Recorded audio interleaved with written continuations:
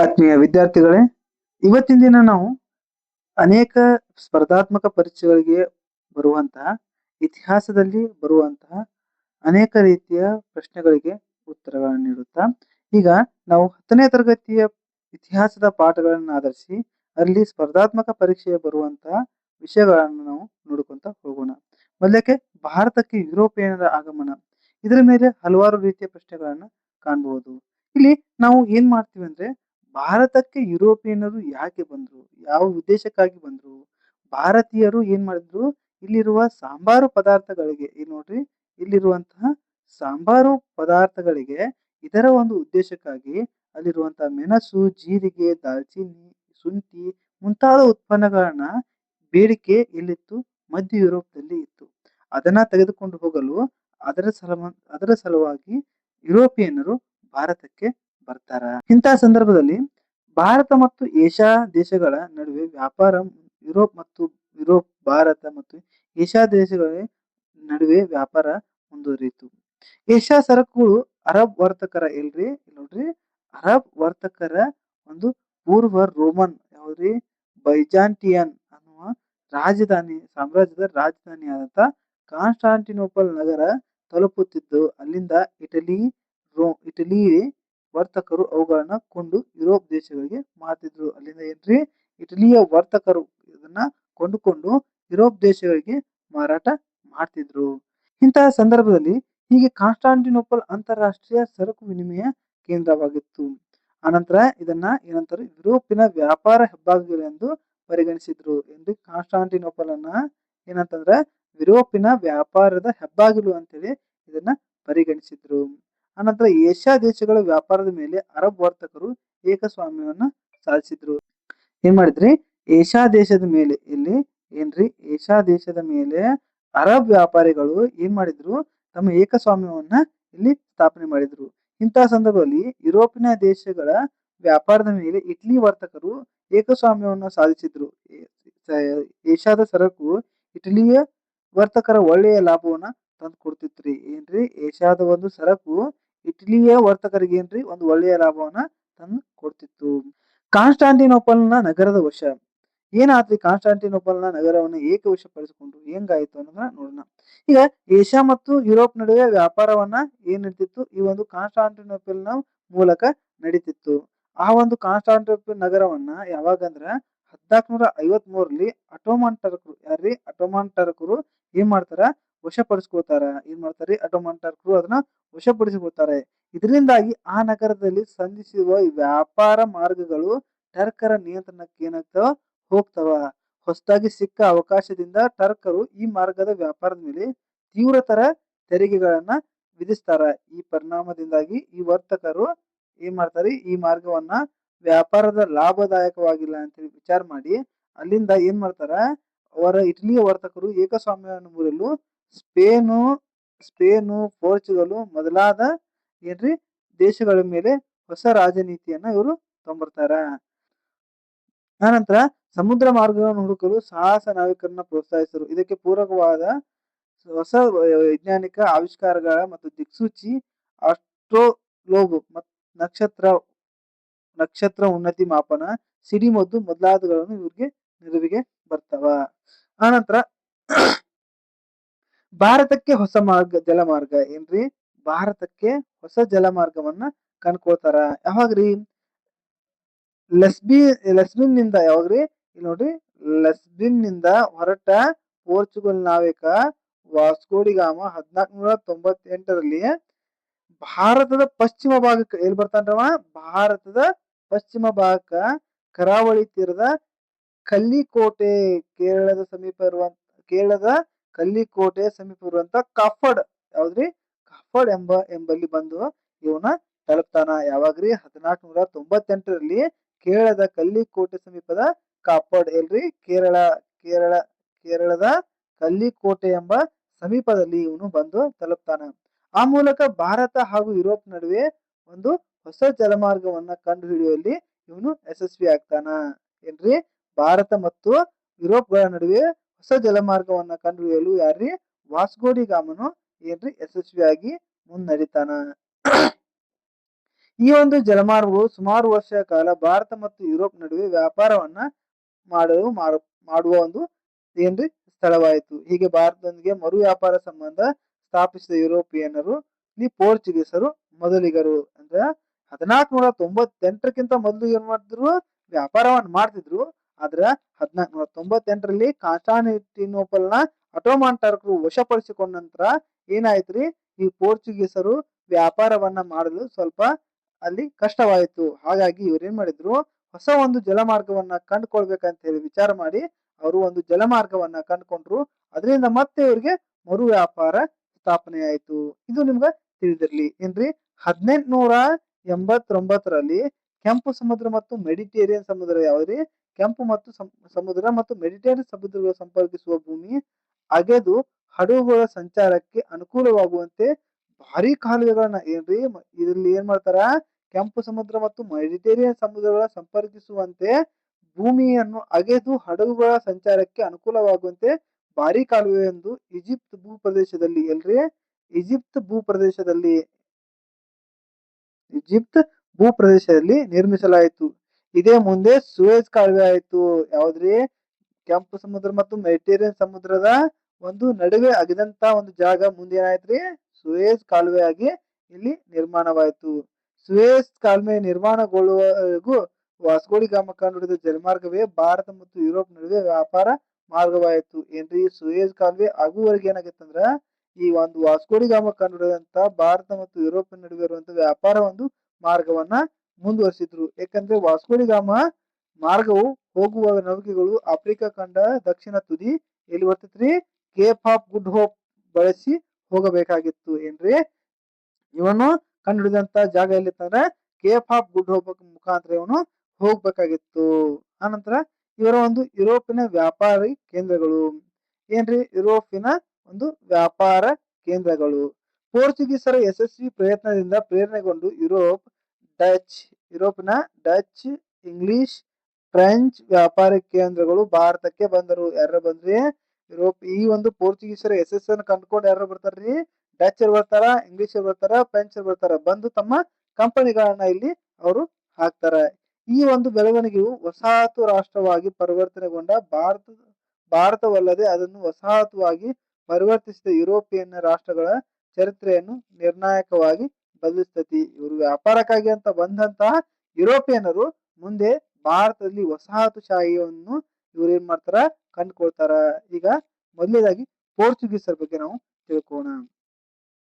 ಪೋರ್ಚುಗೀಸರು ಜಲಮಾರ್ಗದ ಮೂಲಕ ವ್ಯಾಪಾರಕ್ಕಾಗಿ ಭಾರತಕ್ಕೆ ಬಂದ ಮೊಟ್ಟ ಮೊದಲ ಏನ್ರಿ, ಭಾರತಕ್ಕೆ ಬಂದ ಮೊಟ್ಟ ಮೊದಲ ಯುರೋಪಿಯನ್ ಪೋರ್ಚುಗೀಸರಾಗಿರ್ತಾರ. ಭಾರತಕ್ಕೆ ಬಂದ ಮೊಟ್ಟ ಮೊದಲ ಮತ್ತು ಕೊನೆಗೆ ಹೋದವರು ಯಾರು ಅಂದ್ರೆ ಪೋರ್ಚುಗೀಸರು. ಮೊದಲು ಬಂದವರು ಅವರೇ ಮತ್ತು ಭಾರತದಿಂದ ಕೊನೆಗೆ ಹೋದವರು ಯಾವಾಗಂದ್ರ 1961ರಲ್ಲಿ ಇವರು ಭಾರತವನ್ನ ಬಿಟ್ಟು ಹೋಗ್ತಾರ. ಅನಂತರ ವಾಸ್ಕೋಡಿ ಗಾಮನ ನಂತರ ಪೋರ್ಚುಗೀಸರ ಮೊಟ್ಟ ಮೊದಲ ವೈಸ್ರಾಯ ಯಾರಾಗಿದ್ರಿಂದ ಫ್ರಾನ್ಸಿಸ್ಕೋ ಡಿ ಆಲ್ಮೆಡ್ ಅನ್ನುವುದು ಭಾರತಕ್ಕೆ ಬಂದನು. ಈತನ ಭೂಮಿಯ ಮೇಲೆ ಅಧಿಪತ್ಯಕ್ಕೆ ಬದಲು ಸಮುದ್ರದ ಮೇಲೆ ಏಕಸ್ವಾಮ್ಯಕ್ಕಾಗಿ ನೌಕಾಶಕ್ತಿಯನ್ನು ಬಲಪಡಿಸಿ ನೀಲಿ ನೀರಿನ ನೀತಿ ಏನ್ರಿ, ನೀಲಿ ನೀರಿನ ನೀತಿ ಅಂದ್ರೆ ಬ್ಲೂ ವಾಟರ್ ಪಾಲಿಸಿ ಏನ್ರಿ, ಬ್ಲೂ ವಾಟರ್ ಪಾಲಿಸಿಯನ್ನ ಇವನ್ ಏನ್ ಮಾಡ್ತಾನ, ಜಾರಿಗೆ ತರ್ತಾನ. ಈ ಆಲ್ಮಿಡನ್ ನಂತರ ಬಂದಂತ ಆಲ್ಫನೋ ಡಿ ಅಲ್ಬುಕರ್ಕ್ ಭಾರತದಲ್ಲಿ ಪೋರ್ಚುಗೀಸರ ಸಾಮ್ರಾಜ್ಯದ ನಿಜವಾದ ಸ್ಥಾಪಕ. ಭಾರತದಲ್ಲಿ ಪೋರ್ಚುಗೀಸರ ನಿಜವಾದ ಸ್ಥಾಪಕ ಅಂದ್ರೆ ಯಾರ್ರಿ, ಆಲ್ಫನೋ ಡಿ ಅಲ್ಬುಕರ್ಕ್. ಭಾರತದಲ್ಲಿ ನೀಲಿ ನೀರಿನ ನೀತಿ ಅಂತ ಜಾರಿಗೆ ತಂದವ್ರು ಯಾರ್ರಿ, ಫ್ರಾನ್ಸಿಸ್ಕೋ ಡಿ ಆಲ್ಮೆಡ್ ಅನ್ನೋನು ಏನ್ ಮಾಡ್ತಾನ, ಬ್ಲೂ ವಾಟರ್ ಪಾಲಿಸಿ ಅಂತ ತರ್ತಾನ. ಅನಂತರ ಆಲ್ಫನೋ ಡಿ ಅಲ್ಬುಕರ್ಕ್ ಭಾರತದಲ್ಲಿ ಪೋರ್ಚುಗೀಸರ ಸಾಮ್ರಾಜ್ಯದ ನಿಜವಾದ ಸ್ಥಾಪಕನ ಯಾರಾಗಿರ್ತಾರಂದ್ರೆ ಆಲ್ಫನೋ ಡಿ ಅಲ್ಬುಕರ್ಕ್ ಆಗಿರ್ತಾನ. ನಂತರ ಭಾರತದ ಪೋರ್ಚುಗೀಸ್ ಸಾಮ್ರಾಜ್ಯದ ನಿಜವಾದ ಸ್ಥಾಪಕ ಯಾರ್ರಿ, ಆಲ್ಫನೋ ಡಿ ಅಲ್ಬುಕರ್ಕ್. ಇವನು 1510ರಲ್ಲಿ ಬಿಜಾಪುರದ ಸುಲ್ತಾನದ ಗೋವಾವನ್ನ ಗೆದ್ಕೊಳ್ತಾನ. ಆನಂತರ ಪೋರ್ಚುಗೀಸರ ಆಡಳಿತ ಕೇಂದ್ರವಾಗಿ ಪರಿವರ್ತಿಸ್ತಾನ. ಗೋವಾವನ್ನ ಏನ್ ಮಾಡ್ತಾನ್ರಿ ಅವನ ಪೋರ್ಚುಗೀಸರ ಆಡಳಿತ ಕೇಂದ್ರವನ್ನಾಗಿ ಪೋರ್ಚುಗೀಸರ ಆಡಳಿತ ಕೇಂದ್ರವನ್ನಾಗಿ ಗೋವಾವನ್ನ ಇವನೇನು ಪರಿವರ್ತನೆ ಮಾಡ್ತಾನ. ಮುಂದೆ ಒಂದು ಶತಮಾನ ಕಾಲ ಭಾರತದ ವ್ಯಾಪಾರದ ಮೇಲೆ ಪ್ರಶ್ನಾತೀತ ಏಕಸ್ವಾಮ್ಯವನ್ನು ಹೊಂದಿದ್ದ ಪೋರ್ಚುಗೀಸರು ಡಚ್ಚರು ಮತ್ತು ಇಂಗ್ಲಿಷರ ಆಗಮನ ನಂತರ ರಾಜಕೀಯವಾಗಿ ಕಳೆಗುಂದಿದರು. ಏನ್ರಿ ಇವರು ಒಂದು ಶತಮಾನಗಳ ಕಾಲ ವ್ಯಾಪಾರದಲ್ಲಿ ಏಕಸ್ವಾಮ್ಯವನ್ನು ಸಾಧಿಸಿರ್ತಾರೆ. ಆದ್ರೆ ಮುಂದೆ ಬಂದಂತ ಪೋರ್ಚುಗೀಸರು ಮತ್ತು ಡಚ್ಚರ ಆಗಮನದಿಂದಾಗಿ ಇವರು ತಮ್ಮ ರಾಜಕೀಯವಾಗಿ ಕಳೆಗುಂತಾರ. ಇದು ಇದರ ಮ್ಯಾಪ್ ಐತಿ, ಇದನ್ನ ಸ್ವಲ್ಪ ನೋಡ್ಕೊಳ್ಳಿ. ಆಮೇಲೆ ನೆಕ್ಸ್ಟ್ ಡಚ್ಚರ್ ಬಗ್ಗೆ ನೋಡೋಣ. ಈಗ ಡಚ್ಚರು ಹಾಲೆಂಡ್ ಅಥವಾ ನೆದರ್ಲ್ಯಾಂಡ್ ದೇಶದವರು. ಏನ್ರಿ ಹಾಲೆಂಡ್ ಅಥವಾ ನೆದರ್ಲ್ಯಾಂಡ್ ದೇಶದವರು ಯಾರಾಗಿರ್ತಾರ ಅಂದ್ರ ಈ ಡಚ್ಚರ್ ಆಗಿರ್ತಾರ. ಇವರು ಪೂರ್ವ ದೇಶಗಳಲ್ಲಿ ವ್ಯಾಪಾರ ನಡೆಸುವ ಉದ್ದೇಶದಿಂದ 1602ರಲ್ಲಿ ಯುನೈಟೆಡ್ ಡಚ್ ಈಸ್ಟ್ ಇಂಡಿಯಾ ಕಂಪನಿಯನ್ನ ಸ್ಥಾಪಿಸ್ತಾರ. ಯಾವಾಗ್ರಿ 1602ರಲ್ಲಿ ಯುನೈಟೆಡ್ ಈಸ್ಟ್ ಇಂಡಿಯಾ ಕಂಪನಿಯನ್ನ ಇವರು ಸ್ಥಾಪಿಸ್ತಾರ. ಅನಂತರ ಭಾರತ ಮತ್ತು ಜಾವಾ, ಸುಮಾತ್ರಾ, ಇಂಡೋನೇಷಿಯಾ ಮೊದಲಾದ ಪ್ರಸಿದ್ಧ ದ್ವೀಪಗಳಿಗೆ ಪ್ರವೇಶಿಸ್ತಾರ. ಇವ್ರು ಎಲ್ಲೆಲ್ಲಿ ಇದ್ ಮಾಡ್ತಾರ ಅಂದ್ರ ಭಾರತಕ್ಕೆ ಹೋಗ್ತಾರ, ಜಾವಾ ಹೋಗ್ತಾರ, ಸುಮಾತ್ರಾ, ಇಂಡೋನೇಷಿಯಾ ಮೊದಲಾದ ಪ್ರಸಿದ್ಧ ದ್ವೀಪಗಳನ್ನ ಇವರು ಪ್ರವೇಶ ಮಾಡ್ತಾರ. ಇವರು ಭಾರತದಲ್ಲಿ ಯಾವ ಪ್ರದೇಶವನ್ನ ವಿಚಾರ ಮಾಡ್ತಾರ ಅಂದ್ರ ಸೂರತ್, ಬ್ರೋಚ್, ಕ್ಯಾಂಬೆ, ಕೊಚ್ಚಿನ್, ನಾಗಪಟ್ಟಣ ಈ ಮುಂತಾದ ಪ್ರದೇಶಗಳ ಇನ್ನೊಂದಷ್ಟು ಮಚಿಲಿಪಟ್ಟಣ, ಚಿನ್ಸೂರ ಮೊದಲಾದ ಕಡೆಗಳಲ್ಲಿ ತಮ್ಮ ಕೋಟೆಗಳನ್ನ ವ್ಯಾಪಾರದ ಕೋಟೆಗಳನ್ನ ಇವರು ಸ್ಥಾಪನೆ ಮಾಡ್ತಾರ. ಪೋರ್ಚುಗೀಸರು ಏಕಸ್ವಾಮ್ಯವನ್ನ ಮುರಿತಾರ. ಇವರು ಏನು ಡಚ್ಚರ್ ಬಂದು ಪೋರ್ಚುಗೀಸರ ಏಕಸ್ವಾಮ್ಯವನ್ನ ಇವರು ಇಲ್ಲಿ ಕೊನೆಗೊಳಿಸ್ತಾರ. ನೆಕ್ಸ್ಟ್ ಮಾರ್ತಾಂಡ ವರ್ಮ. ಇವನು 1729ರಿಂದ 1758ರವರೆಗೆ 1729ರಿಂದ 1758ರವರೆಗೆ ವೈನಾಡ್ ಸಂಸ್ಥಾನವನ್ನ ಆಳಿದ ಮಾರ್ತಾಂಡವರ್ಮನು ತನ್ನ ಸುತ್ತಮುತ್ತಲಿನ ಸಂಸ್ಥಾನ ಮತ್ತು ಪರಕೀಯ ಡಚ್ಚರಿಂದ ತನ್ನ ಸಂಸ್ಥಾನವನ್ನು ರಕ್ಷಿಸಿ ತನ್ನ ರಾಜಧಾನಿಯನ್ನು ಪದ್ಮನಾಭಪುರದಿಂದ ತಿರುವನಂತಪುರಕ್ಕೆ ಸ್ಥಳಾಂತರಿಸಿದ. ಆತ ಕರಿಮೆಣಸಿನ ವ್ಯಾಪಾರದಲ್ಲಿ ಹಿಡಿತ ಸಾಧಿಸಿದ್ದ. ಏನ್ರಿ ಮಾರ್ತಾಂಡ ವರ್ಮ ಏನ್ ಮಾಡ್ತಾನ್ರಿ, ತಾನು 1729ರಿಂದ 1758ರವರೆಗೆ ಇವನು ಆಳ್ವಿಕೆಯನ್ನು ಮಾಡಿದ್ರ ಇವನು ವೈನಾಡನ್ನ ಸಂಸ್ಥಾಪನೆ ಮಾಡ್ತಾನ. ಇವನ್ ಏನ್ ಮಾಡ್ತಾನ, ಪದ್ಮನಾಭಪುರದಿಂದ ತಿರುವನಂತಪುರಕ್ಕೆ ತನ್ನ ಏನ್ರಿ ರಾಜಧಾನಿಯನ್ನ ಇಲ್ಲಿ ಸ್ಥಳಾಂತರ ಮಾಡಿಸಿದ್ರ. ಈತ ಕರಿಮೆಣಸಿನ ವ್ಯಾಪಾರದಲ್ಲಿ ಹೆಚ್ಚಿನ ಹಿಡಿತನ್ನ ಸಾಧಿಸ್ತಾನ. ಡಚ್ಚರನ್ನ ತಡೆಗಟ್ಟಿದ. ಕಾಯಂ ಕುಳಂ, ಕೊಚ್ಚಿ, ಪುರ್ಕಾಡ್ ಮತ್ತು ವಕ್ಕುಂಕೂರ್ ಸಂಸ್ಥಾನಗಳ ಜೊತೆಗೂಡಿ ಡಚ್ ಸೇನೆಯ ತಿರುವಾಂಕೂರಿನ ಮೇಲೆ ಆಕ್ರಮಣ ಮಾಡಿದಾಗ ಮಾರ್ತಾಂಡವರ್ಮ ಡಚ್ ಕೂಟವನ್ನ ಸೋಲಿಸಿ ನೆಡುಮಂಗಡ ಮತ್ತು ಕೊಟ್ಟಾರಕ್ಕರ್ ವ್ಯಾಪಾರ ಕೇಂದ್ರಗಳನ್ನ ವಶಪಡಿಸ್ಕೋತಾನ. ಯಾವ್ರಿ ನೆಡುಮಂಗರ ಮತ್ತು ಕೊಟ್ಟಾರಕೋಟಗಳನ್ನ ಇಲ್ಲಿ ಇವನು ವಶಪಡಿಸ್ಕೋತಾನ. ಆನಂತರ 1741ರಲ್ಲಿ ಡಚ್ ಈಸ್ಟ್ ಇಂಡಿಯಾ ಕಂಪನಿ ಕೊಟ್ಟಾರ್ಕರ್ ಸಂಸ್ಥಾನವನ್ನ ಮುಂದಿಟ್ಟುಕೊಂಡು ತಿರುವಾಂಕೂರಿನ ಮೇಲೆ ಯುದ್ಧ ಸಾರ್ತಾರ. ಯಾವಾಗ್ರಿ 1741ರಲ್ಲಿ ಈಸ್ಟ್ ಇಂಡಿಯಾ ಕಂಪನಿ ಏನ್ ಮಾಡತೈತಿ, ಈ ಕೊಟ್ಟಾಕರ್ ಅನ್ನುವ ಒಂದು ಸಂಸ್ಥಾನದ ಮೇಲೆ ಅದನ್ನ ಮುಂದಿಟ್ಟುಕೊಂಡು ತಿರುವಾಂಕೂರಿನ ಮೇಲೆ ಏನು ಯುದ್ಧ ಸಾರ್ತಾರ. ಈ ಯುದ್ಧದಲ್ಲಿ ತಿರುವಾಂಕೂರಿನ ಸೈನ್ಯ ಮೇಲುಗೈ ಸಾಧಿಸಿ ಡಚ್ಚರಲ್ಲಿ ಅಪಾರ ಪ್ರಮಾಣದ ನಷ್ಟ ಅನುಭವಿಸ್ತಾರ. ಏನ್ರಿ ಇಲ್ಲಿ ತಿರುವಾಂಕೂರಿನ ರಾಜನ ಒಂದು ಸೈನ್ಯ ಮೇಲ್ಗೈಯನ್ನ ಸಾಧಿಸ್ತದೆ. ಅವಾಗ ಡಚ್ಚರು ಅಪಾರವಾದಂತ ಒಂದು ನಷ್ಟವನ್ನು ಅನುಭವಿಸ್ತಾ ಇರ್ತಾರ. ಮಾರ್ತಾಂಡವರ್ಮನ ಆಳ್ವಿಕೆಯಲ್ಲಿ ಕೊಚ್ಚಿ ವಿಶ್ವ ಪ್ರಸಿದ್ಧ ಸಾಂಬಾರ್ ಪದಾರ್ಥಗಳ ಕೇಂದ್ರವಾಗಿ ಗುರುತಿಸಲ್ಪಡುತ್ತಾ. ಏನ್ರಿ ಇದು ಕೊಚ್ಚಿ ವಿಶ್ವದ ಪ್ರಮುಖ ಸಾಂಬಾರು ಪದಾರ್ಥಗಳ ಕೇಂದ್ರವಾಗಿ ಇಲ್ಲಿ ಗುರುತಿಸಲ್ಪಡುತ್ತೆ. ಯಾರ ಕಾಲದಲ್ಲಿ ಅಂದ್ರ ಮಾರ್ತಾಂಡವರ್ಮನ ಕಾಲದಲ್ಲಿ. ಆನಂತರ ಇಲ್ಲಿ ತಿರುವಾಂಕೂರಿನ ಸಂಸ್ಥಾನ ಅತ್ಯಂತ ಶ್ರೀಮಂತ ಸಂಸ್ಥಾನವಾಗಿತ್ತು. ಅಂತಿಮವಾಗಿ 1753 ಆಗಸ್ಟ್ 15ರಂದು ಒಪ್ಪಂದದಲ್ಲಿ ಡಚ್ ಪಡೆಗಳು ತಮ್ಮ ಸಂಪೂರ್ಣ ಅಧಿಕಾರವನ್ನ ತಿರುವಾಂಕೂರಿಗೆ ಒಪ್ಪಿಸಿ ಶರಣಾದರು. ಹೀಗೆ ಮಾರ್ತಾಂಡವರ್ಮ ಆಳಿದ ಭಾರತ ಇತ್ಯಾದಿ ಪ್ರಮುಖ ಕಾಲಘಟ್ಟವಾಗಿ ಗುರುತಿಸ್ತತಿ. ಯಾವಾಗ್ರಿ 1753ರಲ್ಲಿ ಇವರು ಸಂಪೂರ್ಣವಾಗಿ ಒಪ್ಪಂದವನ್ನು ಮಾಡಿಕೊಂಡು ಡಚ್ ಪಡೆಯು ತಿರುವಾಂಕೂರ್ನಿಗೆ ಯಾರಿಗೆ ಮಾರ್ತಾಂಡವರ್ಮನ ಆಡಳಿತಕ್ಕೆ ಅಧಿಕಾರಕ್ಕೆ ತಿರುವಾಂಕೂರನ್ನು ಒಪ್ಪಿಸಿ ಇವರು ಶರಣಾಗ್ತಾರ. ಆನಂತರ ಭಾರತದಲ್ಲಿ ಇಂಗ್ಲಿಷರ ಏಳಿಗೆ ಮತ್ತು ಡಚ್ಚರ ಆಗ್ನೇಯ ವೈಶಾಲ್ಯದಲ್ಲಿ ವಶಪಡಿಸಿಕೊಂಡ ದ್ವೀಪಗಳಲ್ಲಿ ಹೆಚ್ಚು ಆಸಕ್ತಿಕರವಾಗಿದ್ದು ಭಾರತದಲ್ಲಿ ಡಚ್ಚರ ಅಧಿಕಾರ ಅವನತಿಗೆ ಕಾರಣವಾಯಿತು. ಏನ್ರಿ, ಏಷ್ಯಾದಲ್ಲಿ ವಶಪಡಿಸಿಕೊಂಡಂತ ದ್ವೀಪಗಳು ಹೆಚ್ಚು ಆಸಕ್ತಿಕರವಾಗಿದ್ದವು. ಭಾರತದಲ್ಲಿ ಡಚ್ಚರ ಅಧಿಕಾರ ಅವನತಿಗೆ ಕಾರಣವಾಗಿದ್ದಾವೆ. ಇಲ್ಲಿ ಇಂಗ್ಲಿಷರ ಏಳಿಗೆ ಮತ್ತು ಡಚ್ಚರ ಆಗ್ನೇಯ ಏಷ್ಯಾದಲ್ಲಿ ವಶಪಡಿಸಿಕೊಂಡ ದ್ವೀಪಗಳಿಗೆ ಹೆಚ್ಚು ಆಸಕ್ತಿಕರವಾಗಿದ್ದು ಭಾರತದಲ್ಲಿ ಡಚ್ಚರ ಅಧಿಕಾರ ಅವನತಿಗೆ ಕಾರಣವಾಗುತ್ತೆ. ನೆಕ್ಸ್ಟ್ ನಾವು ಇಂಗ್ಲಿಷರ ಬಗ್ಗೆ ನೋಡೋಣ. ಇಂಗ್ಲೆಂಡಿನ ಎಲಿಜಬೆತ್ ರಾಣಿಯು 1600 ಡಿಸೆಂಬರ್ 31ರಂದು ಬ್ರಿಟಿಷ್ ಈಸ್ಟ್ ಇಂಡಿಯಾ ಕಂಪನಿಯನ್ನ ಪೂರ್ವ ದೇಶಗಳೊಂದಿಗೆ ವ್ಯಾಪಾರ ನಡೆಸಲು 15 ವರ್ಷಗಳ ಪರವಾನಗಿಯನ್ನು ನೀಡ್ತಾಳ. ಏನ್ರಿ, ಪೂರ್ವ ದೇಶದ ವ್ಯಾಪಾರಗಳನ್ನ ಮಾಡಾಕ ಈ ಒಂದು ಎಲಿಜಬೆತ್ ರಾಣಿ ಏನ್ ಮಾಡ್ತಾಳ, ಈ ಪೂರ್ವ ದೇಶದ ವ್ಯಾಪಾರ ಮಾಡಾಕ 1600 ಡಿಸೆಂಬರ್ 31ರಂದು ಬ್ರಿಟಿಷ್ ಈಸ್ಟ್ ಇಂಡಿಯಾ ಕಂಪನಿ ಸ್ಥಾಪಿಸಲು ಮತ್ತು ಅದು 15 ವರ್ಷಗಳ ಪರವಾನಗಿಯನ್ನ ಈಕಿ ನೀಡ್ತಾಳ. ಆನಂತರ ಕಂಪನಿಯು 1613ರಲ್ಲಿ ಔಪಚಾರಿಕವಾಗಿ ವ್ಯಾಪಾರವನ್ನು ಆರಂಭಿಸ್ತದೆ. ಏನ್ರಿ, 1613ರಲ್ಲಿ ಔಪಚಾರಿಕವಾಗಿ ವ್ಯಾಪಾರ ಆರಂಭಿಸ್ತೈತಿ. ಕಂಪನಿಗೆ ಮೊಘಲ್ ಸಾಮ್ರಾಟನಾದ ಜಹಾಂಗೀರನು ಸೂರತ್ನ ಮೊದಲ ಫ್ಯಾಕ್ಟರಿ ಅಥವಾ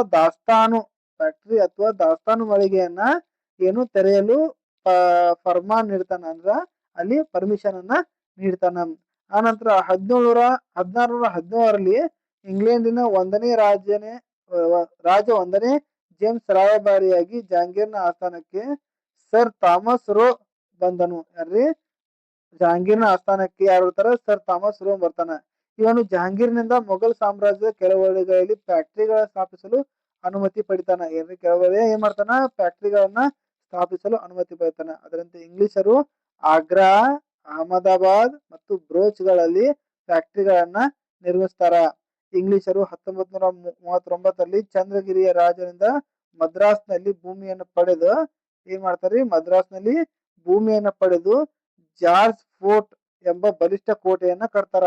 ಯಾರಿಂದ ಬರ್ತಾರ್ರಿ, 1639ರಲ್ಲಿ ಚಂದ್ರಗಿರಿಯ ರಾಜನಿಂದ ಮದ್ರಾಸ್ನಲ್ಲಿ ಭೂಮಿಯನ್ನ ಪಡೆದು ಸೆಂಟ್ ಜಾರ್ಜ್ ಫೋರ್ಟ್ ಅನ್ನುವಂತ ಒಂದು ಬಲಿಷ್ಠವಾದ ಕೋಟೆಯನ್ನ ಇವರು ಕಟ್ತಾರ. ಮುಂದೆ ಇಂಗ್ಲೆಂಡಿನ ರಾಜಕುಮಾರ 2ನೇ ಚಾರ್ಲ್ಸ್ನು ಬಾಂಬೆಯನ್ನ ಯಾವಾಗ್ರಿ 1668ರಲ್ಲಿ ಕಂಪನಿಗೆ ವಾರ್ಷಿಕ 10 ಪೌಂಡ್ಗಳ ಬಾಡಿಗೆಯನ್ನ ವಹಿಸಿಕೊಡ್ತಾನ. ರಾಜಕುಮಾರ 2ನೇ ಚಾರ್ಲ್ಸ್ ಏನ್ ಮಾಡ್ತಾನ, ಬಾಂಬೆಯನ್ನ 1668ರಲ್ಲಿ ಕಂಪನಿಗೆ ವಾರ್ಷಿಕ 10 ಪೌಂಡ್ಗಳ ಬಾಡಿಗೆಯನ್ನ ಇವನು ವಹಿಸಿ ಕೊಡ್ತಾನ. ಆನಂತರ ಏನ್ರಿ, ಬ್ರಿಟಿಷರು 1790ರಲ್ಲಿ ದಶಕದಲ್ಲಿ ಬಂಗಾಳದ ರಾಜ್ಯಪಾಲನಾಗಿದ್ದ ಹುಗ್ಲಿ ನದಿ ದಂಡೆಯ ಮೇಲೆ ಸುತನುತಿ, ಕಲ್ಕತ್ತಾ, ಗೋವಿಂದಪುರ ಎಂಬ 3 ಹಳ್ಳಿಗಳನ್ನ ಖರೀದಿಸಿ ಫೋರ್ಟ್ ವಿಲಿಯಂ ಕೋಟೆಯನ್ನ ಕಟ್ಟಿದರು. ಏನ್ರಿ, ಬ್ರಿಟಿಷರು 1690ರಲ್ಲಿ ಬಂಗಾಳದ ರಾಜ್ಯಪಾಲನಿಂದ ಹುಗ್ಲಿ ನದಿಯ ದಂಡೆಯ ಮೇಲೆ ಏನ್ ಮಾಡ್ತಾರ, ಸುತನುತಿ ಅನ್ನೋದು, ಕಲ್ಕತ್ತಾ ಅನ್ನೋದು, ಗೋವಿಂದ ರಾಜ್ಯಪಾಲನಿಂದ ಹುಗ್ಲಿ ನದಿ ದಂಡೆಯ ಮೇಲೆ ಏನ್ ಮಾಡ್ತಾರ್ರಿ, ಸುತನುತಿ, ಕಲ್ಕತ್ತಾ ಮತ್ತು ಗೋವಿಂದಪುರ ಎಂಬ 3 ಹಳ್ಳಿಗಳನ್ನ ಖರೀದಿಸಿ ಏನ್ ಮಾಡ್ತಾರ್ರಿ, ಫೋರ್ಟ್ ವಿಲಿಯಂ ಕೋಟೆಯನ್ನ ಕಟ್ತಾರ್ರಿ. ಏನ್ರಿ, ಫೋರ್ಟ್ ವಿಲಿಯಂ ಕೋಟೆಯನ್ನ ಕಟ್ತಾರ್ರಿ. ಇದರ ಸುತ್ತ ಕಲ್ಕತ್ತಾ ನಗರ ಬೆಳೆಯಿತು.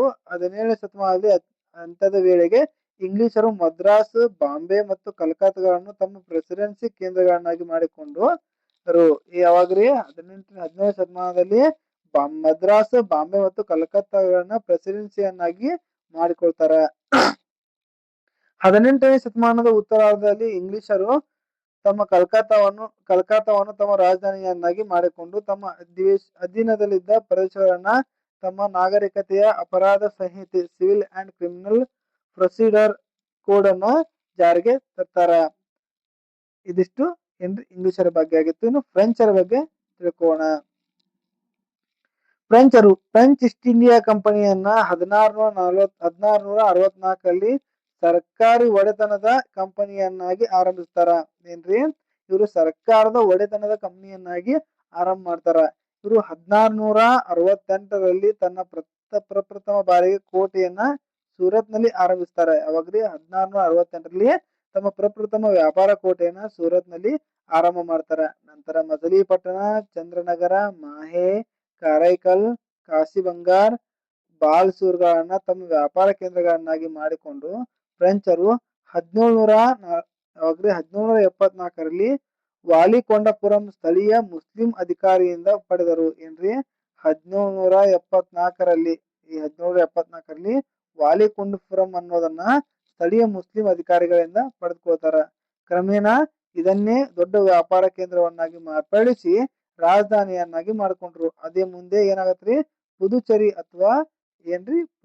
ಅಥವಾ ಪಾಂಡಿಚೇರಿ ಇದು ಫ್ರೆಂಚರು ಭಾರತ ತೊರೆದು ಹೋಗುವವರೆಗೂ ಅವರ ರಾಜಧಾನಿಯಾಗಿತ್ತು. ಆನಂತರ ಏನ್ ಮಾಡ್ತಾರ 1746ರಲ್ಲಿ ಪಾಂಡಿಚೇರಿಯ ಗವರ್ನರ್ ಆಗಿ ಬಂದ ಡುಪ್ಲೆ ಎಂಬ ಮಹತ್ವಾಕಾಂಕ್ಷಿ ಅಧಿಕಾರಿಯು ದಕ್ಷಿಣ ಭಾರತದಲ್ಲಿ ಫ್ರೆಂಚ್ ಅಧಿಪತ್ಯವನ್ನು ಸ್ಥಾಪಿಸಲು ಹವಣಿಸಿದನು. ಇದು ಇಂಗ್ಲಿಷರೊಡನೆ ಸಂಘರ್ಷಕ್ಕಿಳಿದು ಕರ್ನಾಟಿಕ್ ಯುದ್ಧಗಳಿಗೆ ಕಾರಣವಾಯಿತು. ನಂತರ ಬ್ರಿಟಿಷ್ ಮತ್ತು ಫ್ರೆಂಚರ ನಡುವೆ ಪ್ರತಿಸ್ಪರ್ಧಿ.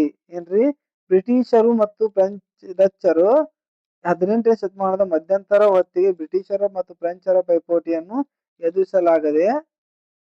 ಎದುರಿಸಲಾಗದೆ ಏನ್ರಿ ಭಾರತದ ರಾಜಕೀಯ ರಂಗದಿಂದ ಹಿಂದೆ ಸರಿದರು. ಅಂತಿಮವಾಗಿ ಕಣದಲ್ಲಿ ಉಳಿದ ಬ್ರಿಟಿಷರು ಮತ್ತು ಫ್ರೆಂಚರು ದಕ್ಷಿಣ ಭಾರತದ ರಾಜಕೀಯ ಪ್ರಭಾವವನ್ನು ಉಳಿಸಿಕೊಳ್ಳಲು ಸಲುವಾಗಿ ಶಕ್ತಿ ಪ್ರದರ್ಶನಕ್ಕೆ ಮುಂದಾದರು. ಇದೇ ಸಂದರ್ಭಕ್ಕೆ ಹೈದರಾಬಾದ್ ಸಂಸ್ಥಾನ ಮತ್ತು ಕರ್ನಾಟಕ, ತಮಿಳುನಾಡು ಪೂರ್ವ ಭಾಗದ ಪ್ರಾಂತ್ಯಗಳಲ್ಲಿ ರಾಜಕೀಯ ಅಸ್ಥಿರತೆ ಲಾಭ ಪಡೆಯಲು ಫ್ರೆಂಚರು ಮತ್ತು ಬ್ರಿಟಿಷರು ಯತ್ನಿಸಿದರು. ಅದೇ ಪರಿಣಾಮವಾಗಿ 3 ಕರ್ನಾಟಕ ಯುದ್ಧಗಳು ನಡೀತಾವ. ಏನ್ರಿ ಈ ಒಂದು ರಾಜಕೀಯ ಲಾಭವನ್ನು ಪಡೆಯಲು 3 ಕರ್ನಾಟಕ ಯುದ್ಧಗಳು ನಡೀತಾವ. ಇದು ನಿಮ್ಗ ತಿಳಿದಿರ್ಲಿ. ಏನ್ರಿ 1424ರಲ್ಲಿ ಹೈದರಾಬಾದ್ ಸಂಸ್ಥಾನವು ಅಸಫ್ ಜಾ ಸ್ಥಾಪಿಸಿದನು. ಏನ್ರಿ ಹೈದರಾಬಾದ್ ಸಂಸ್ಥಾನವನ್ನು ಯಾರನ್ನ ಅಸಫ್ ಜಾನು ಸ್ಥಾಪಿಸನು. ಇವನು ಅಧೀನದಲ್ಲಿದ್ದ ಕರ್ನಾಟಕ ಪ್ರಾಂತ್ಯವನ್ನು ಆಳುತ್ತಿದ್ದನು. ದೋಸ್ತ್ ಅಲಿ ಎಂಬಾತನು ಅಸಫ್ ಜಾಗೆ ನಿಷ್ಠಾವಂತನಾಗಿರಲಿಲ್ಲ. 1740ರಲ್ಲಿ ಮರಾಠರು ಮತ್ತು ಕರ್ನಾಟಕ ಪ್ರಾಂತ್ಯವನ್ನು ಲೂಟಿ ಮಾಡಿ ದೋಸ್ತ್ ಅಲಿಯನ್ನು ಕೊಂದು ಅವನ ಅಳಿಯ ಚಂದಾ ಸಾಹೇಬನನ್ನು ಸತಾರದಲ್ಲಿ ಸೆರೆಯಲ್ಲಿಟ್ಟರು. ಆಗ ಅಸಫ್ ಜಾ ತನ್ನ ನಂಬಿಕಸ್ಥ ವ್ಯಕ್ತಿಯಾದ ಅಮರುದ್ದೀನನ್ನು ಕರ್ನಾಟಕ ನವಾಬನಾಗಿ ಏನ್ ಮಾಡ್ತಾನ್ರಿ ಇಲ್ಲಿ ನೇಮಿಸಿಕೊಳ್ತಾನ. ಅಸಫ್ ಅಲಿ ತನ್ನ ನಂಬಿಕಸ್ಥ ವ್ಯಕ್ತಿಯಾದಂತ ಅಮರುದ್ ಅಲಿಯನ್ನ ಕರ್ನಾಟಕ ನವಾಬನಾಗಿ ಇಲ್ಲಿ ನೇಮಕ ಮಾಡ್ತಾನ. ಈಗ ಮೊದಲ ಕರ್ನಾಟಕ ಯುದ್ಧ ಯಾವಾಗ ನಡೀತ್ರಿ 1746ರಿಂದ 1748. ಡುಪ್ಲೆಯ ಕೋರಿಕೆಯ ಮೇರೆಗೆ ಲಾಂಬೋರ್ಡಾನಾಯಿಸ್ ಎಂಬ ಫ್ರೆಂಚ್ ಸೇನಾ ಮುಖ್ಯಸ್ಥನ ಮಾರಿಷ್ನಿಂದ ಬಂದು ಬ್ರಿಟಿಷರಿಂದ ಮದ್ರಾಸನ್ನು ವಶಪಡಿಸಿಕೊಳ್ತಾನ. ಏನ್ರಿ ಡುಪ್ಲೆಯ ಒಂದು ಕೋರಿಕೆಯ ಮೇರೆಗೆ ಲಾಂಬೋರ್ಡಾನಾಯಿಸ್ ಎಂಬ ಫ್ರೆಂಚ್ ಸೇನಾ ನಾಯಕ ಮುಖ್ಯಸ್ಥ ಮಾರಿಷ್ನಿಂದ ಬಂದು ಮದ್ರಾಸನ್ನು ವಶಪಡಿಸ್ತಾನ. ಅಸಹಕಾರವಾದ ಬ್ರಿಟಿಷರು ಕರ್ನಾಟಕ ನವಾಬನಾದ ಅಮರುದ್ದೀನ ದೊರೆಗೆ ಮೊರೆ ಇಡ್ತಾರ. ಏನೀಗ ಆ ಬಂದು ವಶಪಡಿಸಿಕೊಂಡಂತ ಸಂದರ್ಭದಲ್ಲಿ ಬ್ರಿಟಿಷರು ಏನ್ ಮಾಡ್ತಾರ, ಒಬ್ಬ ಕರ್ನಾಟಕ ನವಾಬನಾದಂತ ಅಮರುದ್ದೀನಲ್ಲಿ ಮೊರೆ ಇಟ್ರು. ಮದ್ರಾಸಿನಿಂದ ಫ್ರೆಂಚರು ಹೊರಗಟ್ಟಲು ಅಮರುದ್ದನ್ನು ಕಳಿಸಿಕೊಟ್ಟ ಸೇನೆಯೂ ಸೋತಿತು. ಏನ್ರಿ ಮದ್ರಾಸ್ನಿಂದ ಫ್ರೆಂಚರನ್ನ ಹೊರಗಟ್ಟಲು ಅಮರುದ್ದೀನ್ ಕೊಟ್ಟಂತ ಸೇನೆಯೂ ಸೋತಿತು. ಕೊನೆಗೆ ಲಾಂಬೋರ್ಡಾನಾಯಿಸ್ ಡುಪ್ಲೆಗೆ ತಿಳಿಸಿದ. ಬ್ರಿಟಿಷರಿಂದ ಹಣ ಪಡೆದು ಮದ್ರಾಸನ್ನು ಬಿಟ್ಟುಕೊಟ್ಟು ಮಾರಿಷಸ್ಗೆ ಹೊರಟು ಹೋದನು. ಇದರಿಂದ ಕೋಪಗೊಂಡ ಡುಪ್ಲೆಯು ಮದ್ರಾಸನ್ನು ಮತ್ತೆ ಪಡೆಯಲು ವಿಫಲ ಪ್ರಯತ್ನ ನಡೆಸಿದನು. ಅಂತಿಮವಾಗಿ ಈ ಯುದ್ಧವು ಯುರೋಪಿನ ಫ್ರಾನ್ಸ್ ಮತ್ತು ಇಂಗ್ಲೆಂಡ್ ನಡುವೆ ಆದ ಎಕ್ಸ್ಲಾ-ಚಾಪಲ್ ಒಪ್ಪಂದದಿಂದ ಮುಕ್ತಾಯವಾಯಿತು. ಯಾವುದು ಫ್ರಾನ್ಸ್ ಮತ್ತು ಇಂಗ್ಲೆಂಡ್ ನಡುವೆ ಆದಂತಹ ಎಕ್ಸ್ಲಾ-ಚಾಪಲ್ ಒಪ್ಪಂದದಿಂದ ಮೊದಲ ಕರ್ನಾಟಕ ಯುದ್ಧ ಏನಾಗ್ತದೆ, ಕರ್ನಾಟಕ ಯುದ್ಧ ಮುಕ್ತಾಯವಾಯಿತು. ಹೈದರಾಬಾದ್ ಸಂಸ್ಥಾನ ನಿಜಾಮನಾದ ಅಸಫ್ ಜಾ 1748ರಲ್ಲಿ ಮರಣ ಹೊಂದಿದನು. ಸಿಂಹಾಸನಕ್ಕಾಗಿ ಅವನ ಮಗನಾದ ನಾಸಿರ್ ಜಂಗ್ ಮತ್ತು ಅವಳ ಮಗನಾದ ಮುಜಾಫರ್ ಜಂಗ್ ನಡುವೆ ಕಲಹ ಆರಂಭವಾಯಿತು. ಅತ್ತ ಕರ್ನಾಟಕದಲ್ಲಿ ಮರಾಠರ ಸೆರೆಯಿಂದ ಬಿಡುಗಡೆಗೊಂಡ ಚಂದಾ ಸಾಹೇಬ್ ಮತ್ತು ಅನ್ರುದ್ದೀನ್ ನಡುವೆ ಸಿಂಹಾಸನಕ್ಕಾಗಿ ಕಿತ್ತಾಟ ಆರಂಭವಾಯಿತು. ಆಗ ಫ್ರೆಂಚರು ಹೈದರಾಬಾದಿನಲ್ಲಿ ಮುಜಾಫರ್ ಜಂಗನಿಗೂ ಕರ್ನಾಟಕನಲ್ಲಿ ಚಂದಾ ಸಾಹೇಬನಿಗೂ ಬೆಂಬಲ ನೀಡಿದರು. ಇದಕ್ಕೆ ಪ್ರತಿಯಾಗಿ ಬ್ರಿಟಿಷರು ನಾಸಿರ್ ಜಂಗ್ ಮತ್ತು ಅನ್ರುದ್ದೀನ್ಗೆ ಬೆಂಬಲವನ್ನ ನೀಡ್ತಾರೆ. ಆನಂತರ 1749ರಲ್ಲಿ ಚಂದಾ ಸಾಹೇಬ್, ಮುಜಾಫರ್ ಜಂಗ್ ಮತ್ತು ಫ್ರೆಂಚರ ಪಡೆಗಳು ಒಂದಾಗಿ ಅನ್ರುದ್ದೀನನ್ನು ಅಂಬೂರ್ ಕದನದಲ್ಲಿ ಕೊಂದರು. ಪರಿಣಾಮವಾಗಿ ಚಂದಾ ಸಾಹೇಬ್ ಕರ್ನಾಟಕ ನವಾಬನಾದ. ಅನ್ರುದ್ದೀನ್ ಮಗನಾದ ಮೊಹಮ್ಮದ್ ಅಲಿಯು ಬ್ರಿಟಿಷರ ನೆರವಿನಿಂದ ತಿರುಚನಾಪಳ್ಳಿಯಲ್ಲಿ ನೆಲೆ ನಿಂತನು. ಮತ್ತು ಹೈದರಾಬಾದಿನಲ್ಲಿ ಮುಜಾಫರ್ ಜಂಗನು ಚಂದಾ ಸಾಹೇಬನ್ ಮತ್ತು ಫ್ರೆಂಚರ ಸಹಾಯದಿಂದ ನಾಸಿರ್ ಜಂಗನನ್ನು ಕೊಂದು ನಿಜಾಮನಾದರು. ಸ್ವಲ್ಪ ದಿನಗಳಲ್ಲಿ ಹತ್ಯೆಗೀಡಾದನು. ಅವನ ಸ್ಥಾನಕ್ಕೆ ಫ್ರೆಂಚರ ಅಸಫ್ ಜಾನ್ ಇನ್ನೊಬ್ಬ ಮಗನಾದ ಸಲಾಬತ್ ಜಂಗನನ್ನು ನಿಜಾಮನಾಗಿ ಮಾಡ್ತಾರ. ಇದಿಷ್ಟು ಆಯ್ತು. ನೆಕ್ಸ್ಟ್ ಇದಕ್ಕೆ ಎರಡನೇ ಕರ್ನಾಟಕ ಯುದ್ಧ ಯಾವ ತರ ನಡೀತು, ಏನ್ ವಿಚಾರ ಏನಂತ ತಿಳ್ಕೋಣ. ಇಲ್ಲಿ ಎರಡನೇ ಕರ್ನಾಟಕ ಯುದ್ಧ 1749ರಿಂದ 1754. ಬದಲಾದ ಸನ್ನಿವೇಶದಲ್ಲಿ ಫ್ರೆಂಚರು ಅಸಫ್ ಜಾನ್ನ ಮತ್ತೊಬ್ಬ ಮಗನಾದ ಸಲಾಬತ್ ಜಂಗನನ್ನು ಹೈದರಾಬಾದಿನ ನಿಜಾಮನ್ನಾಗಿ ಮಾಡಿದರು. ಅವನ ರಕ್ಷಣೆಗಾಗಿ ಆಸ್ಥಾನದಲ್ಲಿ ಫ್ರೆಂಚರು ತಮ್ಮ ಸೈನ್ಯವನ್ನು ಬುಸ್ಸಿ ಎಂಬ ಅಧಿಕಾರಿಯನ್ನು ನೇಮಿಸಿದ್ರು. ಯಾವ ಅಧಿಕಾರಿ ಅವರೇ? ಬುಸ್ಸಿ ಎಂಬ ಅಧಿಕಾರಿಯನ್ನ ಯಾರ ರಕ್ಷಣೆಗಾಗಿ? ಈ ಒಂದು ಹೈದರಾಬಾದಿನ ನಿಜಾಮನಾದಂತ ಸಲಾಬತ್ ಜಂಗನ ಒಂದು ರಕ್ಷಣೆಗಾಗಿ ನೇಮಿಸ್ತಾರ. ಮತ್ತೊಂದು ಕಡೆ ಫ್ರೆಂಚರ ಬೆಂಬಲದಿಂದ ಚಂದಾ ಸಾಹೇಬನನ್ನು ಕರ್ನಾಟಕ ನವಾಬನಾಗಿದ್ದನು. ಏನ್ರಿ? ಕರ್ನಾಟಕ ನವಾಬ ಫ್ರೆಂಚರ ಸಹಾಯದಿಂದ ಕರ್ನಾಟಕ ನವಾಬನಾಗಿದ್ದನು. ಆದ್ರೆ ಬ್ರಿಟಿಷ್ ಈಸ್ಟ್ ಇಂಡಿಯಾ ಕಂಪನಿಯು ಅಧಿಕಾರ ರಾಬರ್ಟ್ ಕ್ಲೈವ್ ಅನ್ನು ಕರ್ನಾಟಕ ರಾಜಧಾನಿಯಾದಂತ ಆರ್ಕಾಟಿಕ್ ಮೇಲೆ ಆಕ್ರಮಣ ಮಾಡಿ ಫ್ರೆಂಚರ ಚಂದಾ ಸಾಹೇಬನನ್ನು ಸೋಲಿಸ್ತಾರ. ಏನ್ರಿ? ಆರ್ಕಾಟಿಕ್ ಮೇಲೆ ಏನ್ ಮಾಡ್ತಾರ ಇವರು? ಆರ್ಕಾಟಿಕ್ ಮೇಲೆ ದಾಳಿ ಮಾಡಿ ಫ್ರೆಂಚರ ಚಂದಾ ಸಾಹೇಬನನ್ನ ಸೋಲಿಸ್ತಾರ. ಅಂತಿಮವಾಗಿ ಈ ಯುದ್ಧದಲ್ಲಿ ಚಂದಾ ಸಾಹೇಬನು ಬಂಧಿಸಿ ಹತ್ಯೆ ಮಾಡ್ತಾರ. ಅವನ ಸ್ಥಾನಕ್ಕೆ ಬ್ರಿಟಿಷರ ಅನ್ರುದ್ದೀನ್ನ ಮಗನಾದ ಮೊಹಮ್ಮದ್ ಅಲಿಯನ್ನು ನವಾಬನ್ನಾಗಿ ಮಾಡ್ತಾರ. ಯಾರ್ರಿ? ಮೊಹಮ್ಮದ್ ಅಲಿಯನ್ನ ಇಲ್ಲಿ ನವಾಬನ್ನಾಗಿ ಮಾಡ್ತಾರ. ಕೊನೆಗೆ ಎರಡನೇ ಕರ್ನಾಟಕ ಯುದ್ಧವು ಪಾಂಡಿಚೇರಿ ಒಪ್ಪಂದ ಮುಖಾಂತರ, ಯಾವ್ದ್ರಿ? ಪಾಂಡಿಚೇರಿ ಒಪ್ಪಂದ ಮುಖಾಂತರ ಮುಕ್ತಾಯವಾಯಿತು. ಏನ್ರಿ? ಫ್ರೆಂಚರ ಡುಪ್ಲೆಯನ್ನು ಹಿಂದಕ್ಕೆ ಕರೆಸಿಕೊಂಡ್ರು. ಈ ಯುದ್ಧವು ಫ್ರೆಂಚರ ರಾಜಕೀಯ ಹಿನ್ನಡೆಯನ್ನ, ಬ್ರಿಟಿಷರ ಪ್ರತಿಷ್ಠತೆಯನ್ನ ತಂದುಕೊಡ್ತೈತಿ. ಈ ಯುದ್ಧ ಆದ ನಂತರ ಫ್ರೆಂಚರ ಡುಪ್ಲೆಯನ್ನ ಸರ್ಕಾರ ಹಿಂದಕ್ಕೆ ತೆಗೆದುಕೊಂಡಿತು. ಆಗ ಫ್ರೆಂಚರನ್ನ ರಾಜಕೀಯ ಹಿನ್ನಡೆ ಆಯ್ತು, ಬ್ರಿಟಿಷರಿಗೆ ಪ್ರತಿಷ್ಠೆ ತಂದು ಕೊಡ್ತು. ನೆಕ್ಸ್ಟ್ ಮೂರನೇ ಕರ್ನಾಟಕ ಯುದ್ಧ. ಮೂರನೇ ಕರ್ನಾಟಕ ಯುದ್ಧವು 1756ರಿಂದ 1763 ನಡೀತೈತಿ. ಫ್ರೆಂಚರ ಕೌಂಟ್ ಡಿ ಲಾಲಿಯು 1760ರಲ್ಲಿ ವಾಂಡಿವಾಶ್ ಕೋಟೆಗೆ ಮುತ್ತಿಗೆ ಹಾಕ್ತಾನ. ಎಲ್ರಿ? ವಾಂಡಿವಾಶ್ ಕೋಟೆಗೆ ಇವನು ಮುತ್ತಿಗೆ ಹಾಕ್ತಾನ. ಇದು ನಿರ್ಣಾಯಕ. ವಾಂಡಿವಾಶ್ ಕದನದಲ್ಲಿ ಬ್ರಿಟಿಷರ ಸೇನಾಧಿಪತಿ ಸರ್ ಐರ್ ಕೂಟ್, ಯಾರ್ರಿ? ಸರ್ ಐರ್ ಕೂಟ್ ಫ್ರೆಂಚರನ್ನ ಸೋಲಿಸಿದನಲ್ಲದೆ ಬುಸ್ಸಿಯನ್ನು ಸೆರೆ ಹಿಡಿದಾನ. ಯಾರ್ರಿ? ಈ ಬುಸ್ಸಿ ಏನ ಅಲ್ಲಿ ನೇಮಕ ಮಾಡಿರ್ತಾರಲ್ಲ ಅವನನ್ನ ಸೆರೆ ಹಿಡಿತಾರ.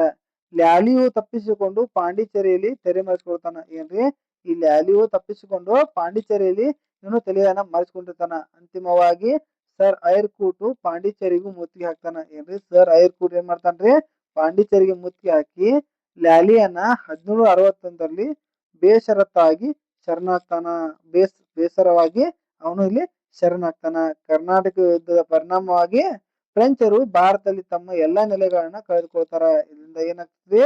ಆದಾಗ್ಯೂ 1763ರಲ್ಲಿ ನಡೆದ ಪ್ಯಾರಿಸ್ ಒಪ್ಪಂದ ಪ್ರಕಾರ ಫ್ರೆಂಚರಿಗೆ ಪಾಂಡಿಚೇರಿಯನ್ನು ಹಿಂದಿರುಗಿಸಲಾಯಿತು. ಈ ಒಂದು ಬೆಳವಣಿಗೆಯಿಂದ ದಕ್ಷಿಣ ಭಾರತದಲ್ಲಿ ಫ್ರೆಂಚರು ಮೂಲೆ ಗುಂಪಾದರು. ಹೀಗೆ ಬ್ರಿಟಿಷರು ಮತ್ತು ಇತರ ಯುರೋಪಿಯನ್ನರ ಪ್ರತಿಸ್ಪರ್ಧಿಗಳನ್ನ ದಮನ ಮಾಡಿ ದಕ್ಷಿಣ ಭಾರತವನ್ನು ಗೆಲ್ಲಲು ಕಾರ್ಯಮಗ್ನರಾದರು. ಇದಿಷ್ಟು ಭಾರತಕ್ಕೆ ಯುರೋಪಿಯನ್ನರ ಆಗಮನದ 1ನೇ ಭಾಗವಾಗಿತ್ತು. ಮುಂದಿನ ಭಾಗದಲ್ಲಿ ಮುಂದಿನ ವಿಷಯಗಳನ್ನ ನಾನು ಹೇಳ್ಕೊಳ್ತೀನಿ. ಈ ವಿಡಿಯೋ ನಿಮಗೆ ಇಷ್ಟವಾದರೆ ಲೈಕ್ ಮಾಡಿ, ಸಬ್ಸ್ಕ್ರೈಬ್ ಮಾಡಿ, ಹಾಗೆ ನಿಮ್ಮ ಸ್ನೇಹಿತರೊಂದಿಗೆ ಹಂಚಿಕೊಳ್ಳಿ. ಧನ್ಯವಾದಗಳು.